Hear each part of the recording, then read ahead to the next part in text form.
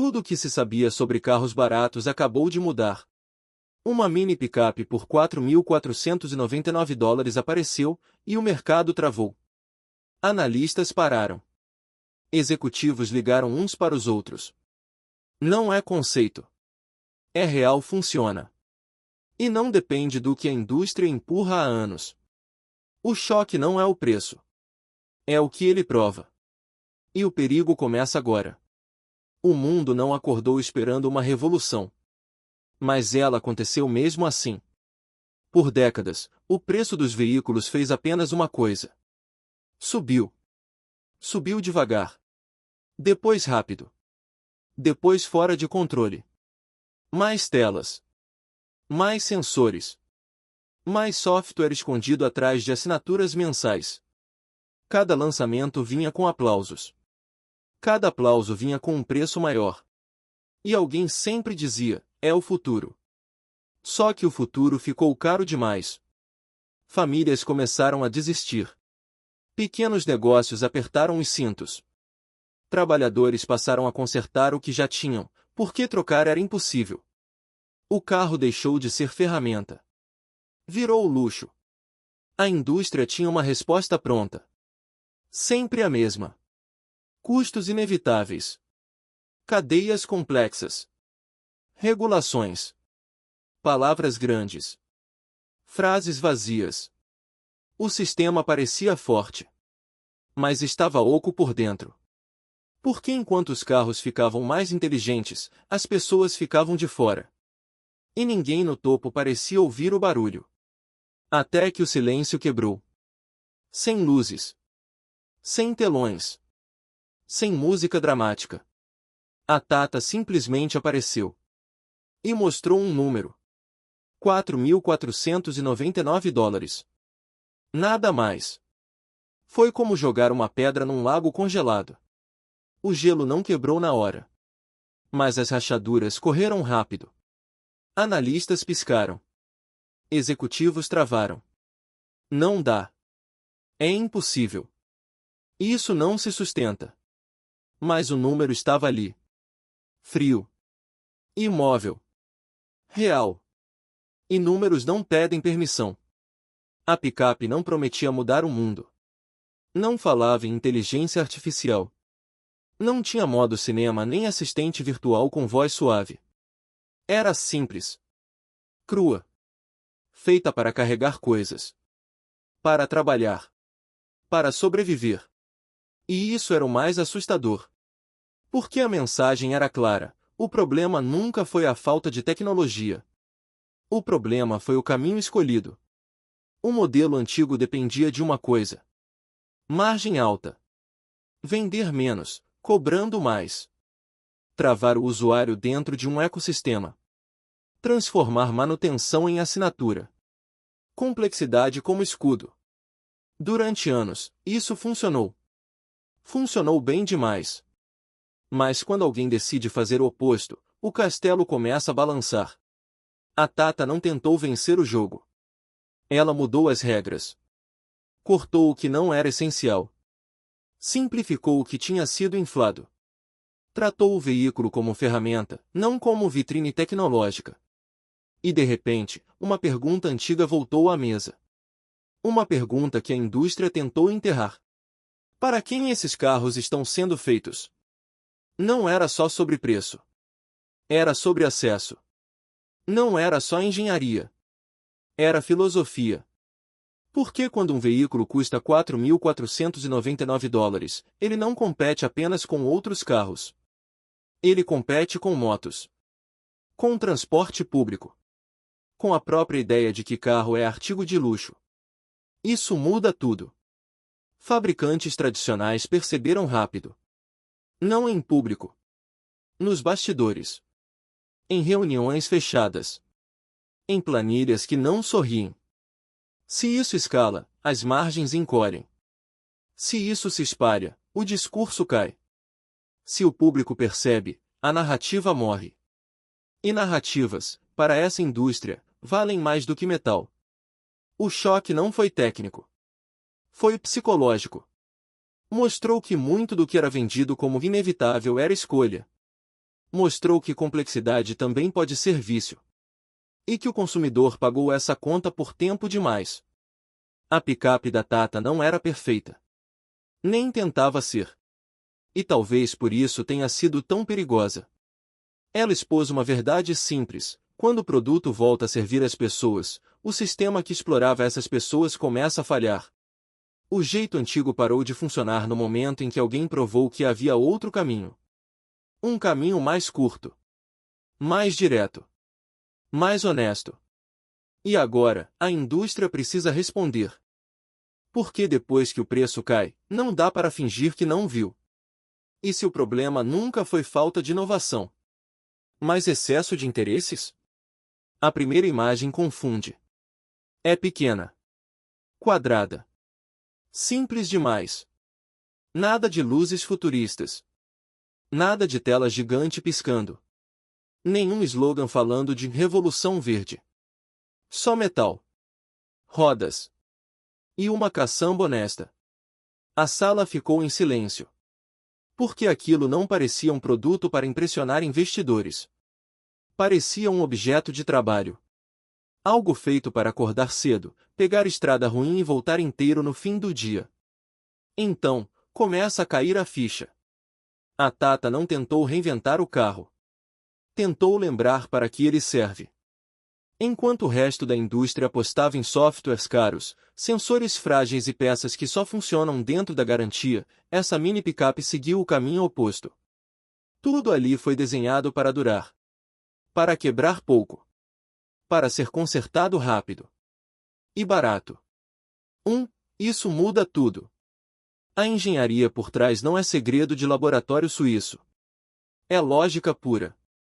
Materiais comuns, fáceis de encontrar. Nada de ligas exóticas. Nada de componentes exclusivos.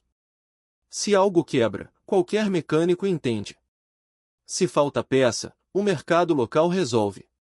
Funciona como uma caixa de ferramentas com rodas. Simples. Direta. Útil. Os engenheiros sabiam exatamente o que estavam fazendo.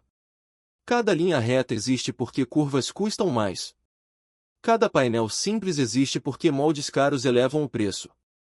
Até o tamanho foi pensado. Menor carroceria significa menos aço. Menos peso. Menos custo em tudo. Então, alguém faz a pergunta proibida. Por que ninguém mais faz isso? A resposta é desconfortável. Por que carros assim não dão margem alta? Não vendem assinatura mensal. Não prendem o dono em concessionárias exclusivas. Eles libertam. E isso é um problema para o modelo antigo. Na verdade, essa picape não foi feita para agradar todo mundo. Foi feita para alguém muito específico. Agricultores. Pequenos comerciantes. Entregadores. Gente que precisa do veículo para ganhar dinheiro, não para mostrar status. Acredite ou não, esse público foi ignorado por anos. A indústria dizia que não valia a pena. Que o lucro era baixo. Que era inviável. Mas a Tata fez as contas de um jeito diferente. Produção local reduz impostos. Cadeias curtas reduzem atrasos. Volume alto compensa margem menor. Quando tudo é pensado junto, o número aparece. $4.499. E aí começa o pânico silencioso. Executivos em outras montadoras não riram dessa vez. Eles pegaram calculadoras. Compararam custos. E perceberam algo assustador. Isso não é um conceito. Não é protótipo. Já está pronto. Já está rodando. E pior, já está vendendo. Essa mini picape prova que o problema nunca foi falta de tecnologia. Foi excesso de ambição errada. Tentar agradar todos os mercados ao mesmo tempo cria monstros caros. A Tata escolheu o oposto. Um produto. Um propósito. Um público. Então, o efeito começa. Se um veículo assim funciona em um país, por que não em outros? Se a produção é local, por que não replicar? Se o preço é baixo, por que milhões de pessoas não teriam acesso? Essa pergunta ecoa nos corredores. Por que quando algo simples começa a escalar, ele vira uma ameaça global? E é aí que o jogo muda de verdade. Dedo indicador apontando para a direita se isso está fazendo sentido para você. Se inscreva agora, porque a próxima parte mostra por que essa simplicidade está assustando gigantes inteiros da indústria. Mas o que acontece quando algo simples começa a escalar rápido demais? O número não ficou parado. Ele se moveu. $4.499. Não como propaganda. Como um terremoto. No começo, foi só um sussurro. Planilhas sendo abertas em silêncio. Analistas ajustando células. Bancos olhando duas vezes para o mesmo dado. Porque preço não vive sozinho. Ele puxa tudo atrás dele. Financiamento muda primeiro. Um veículo barato não precisa de prazos longos. Não precisa de juros agressivos. Pequenos bancos regionais começam a sorrir. Cooperativas entram no jogo. De repente, comprar uma picape deixa de ser um sonho distante e vira uma decisão de terça-feira. Depois vem o seguro. Menos sensores caros. Menos telas gigantes. Menos peças que custam uma fortuna para trocar. O risco cai. O prêmio cai. O papelado encolhe. Para o trabalhador comum, isso não é detalhe. É a diferença entre talvez um dia e agora. Então, a cadeia de fornecedores sente o tranco. Peças simples. Materiais comuns. Produção local. Nada de navios cruzando oceanos cheios de componentes caros. Oficinas pequenas voltam a respirar. Mecânicos entendem o motor sem um laptop ao lado. É como voltar a usar uma chave de fenda depois de anos dependendo de senha. E aí, algo estranho acontece. Fabricantes menores começam a observar. Em silêncio. Sem coletiva de imprensa. Eles copiam uma ideia aqui. Ajustam outra ali. Simplificam. Cortam excesso. O dominó não cai com barulho. Ele cai em câmera lenta. Concorrentes grandes tentam explicar. Mas o nosso tem mais tecnologia. Mas o nosso é mais avançado. Mas o nosso é o futuro. Só que o público faz uma pergunta simples. Por que custa 3 vezes mais? Essa pergunta não tem resposta fácil. Por que não é técnica? É estrutural. Investidores percebem antes do resto do mundo. Relatórios mudam de tom. Onde antes havia crescimento garantido, agora aparece pressão inesperada. Não é medo de perder vendas hoje. É medo de perder a história amanhã. Porque quem controla a narrativa controla o valor. E um produto simples, barato e funcional bagunça a narrativa inteira. A Tata não vende status. Vende acesso. E acesso escala rápido. Empreendedores usam como ferramenta. Agricultores usam como extensão do corpo. Pequenos negócios fazem contas simples. Se quebra, conserta. Se precisa, compra outro. Sem drama. Sem dívida eterna. O mercado sente algo pior do que concorrência. Sente comparação. E comparação é cruel. Quando o público começa a comparar, o brilho some. Telas grandes parecem excesso. Atualizações pagas parecem armadilhas. Promessas longas parecem desculpa. Então, surgem as reuniões fechadas. Salas sem janela. Gráficos projetados em silêncio. Executivos perguntam se é um caso isolado. Se não escala. Se não funciona fora de um mercado específico. Mas os dados não ligam para esperança. Um preço baixo força todo mundo a se mexer. Força governos a repensar impostos. Força bancos a redesenhar produtos. Força fabricantes a escolher entre margem alta e volume real. E no meio disso tudo, algo muda por dentro. A confiança. Quando as pessoas percebem que é possível fazer diferente, elas param de aceitar o antigo como inevitável. O jeito velho começa a parecer preguiça. Não destino. O efeito cascata não é barulhento. Ele é constante. Começa pequeno. Espalha rápido. E quando alguém tenta parar, já é tarde. Porque não é só sobre um carro barato. É sobre quem decide o que é possível. E quando essa decisão escapa das mãos certas, o jogo muda de nível. E se o maior impacto não for econômico, mas político? Não é perfeita. Não é rápida. Não é cheia de tecnologia. E isso não é um erro. É a ideia. Quando a mini picape da Tata aparece de perto, a ilusão some rápido. Nada de telas gigantes. Nada de comandos por voz que falham. Nada de atualizações que quebram o que já funcionava. Só metal. Parafusos. Um motor simples. Um volante que vira. Rodas que aguentam peso. Funciona. Só isso. Para muita gente da indústria, isso soa como voltar no tempo. Mas, para quem usa o veículo para trabalhar, parece avanço. Porque um carro não precisa ser um computador sobre rodas. Precisa ligar de manhã. Precisa carregar coisa. Precisa voltar para casa. Os engenheiros sabem disso. Sempre souberam. O problema nunca foi capacidade técnica. Foi escolha. Cada sensor extra custa dinheiro. Cada tela aumenta o risco. Cada linha de código vira um possível defeito. A Tata fez o oposto. Cortou até doer. Depois cortou mais um pouco. Claro, há limites. Segurança é um deles. A mini picape não tem todos os sistemas avançados. Não freia sozinha. Não avisa tudo. Isso assusta especialistas. Mas o público faz outra conta. É melhor ter algo simples hoje do que nada nunca. E essa frase pesa. Normas também entram na conversa. Regras de emissão. Testes. Certificações. Em alguns países, esse veículo nem pisaria na rua. Não por ser perigoso, mas por não se encaixar no molde criado para carros caros. Expansão vira outro obstáculo.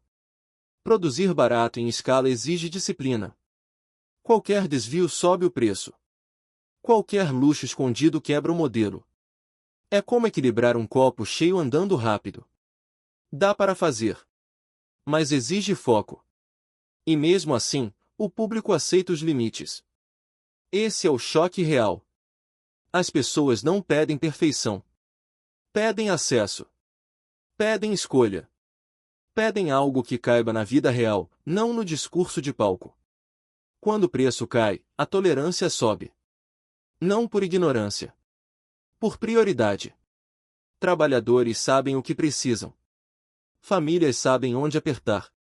Pequenos negócios sabem o valor de algo confiável. A mini picape não promete salvar o planeta. Não promete revolucionar tudo. Promete trabalhar. E cumpre. Isso expõe uma verdade desconfortável. Talvez a indústria tenha confundido melhor com mais caro. Talvez tenha vendido excesso como necessidade. Talvez tenha ignorado milhões de pessoas porque elas não maximizavam margem. Quando essa ficha cai, o silêncio é pesado. Executivos começam a usar palavras novas. Reposicionamento. Linha de entrada. Versão essencial. Mas o público percebe a pressa. Porque quando alguém prova que dá para fazer simples e barato, o resto soa como desculpa atrasada. E então surge o medo real. Se as pessoas aceitarem limites, o que acontece com o modelo atual? Carros cheios de tecnologia fazem sentido quando são únicos. Quando não há alternativa.